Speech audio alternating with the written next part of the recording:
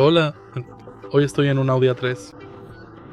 En este video te mostraré cómo acceder al manual. Primero, para acceder al manual, asegúrate de que esté instalado en el disco duro de tu coche. Si no lo está, asegúrate de instalarlo desde un dispositivo externo como un USB o una tarjeta SD.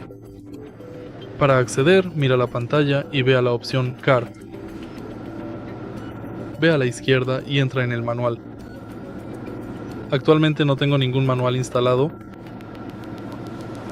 pero puedo instalarlo desde la actualización en línea, tarjeta SD, CD DVD o USB. Puedes encontrar manual en línea en el sitio web de Audi. Y eso es básicamente todo.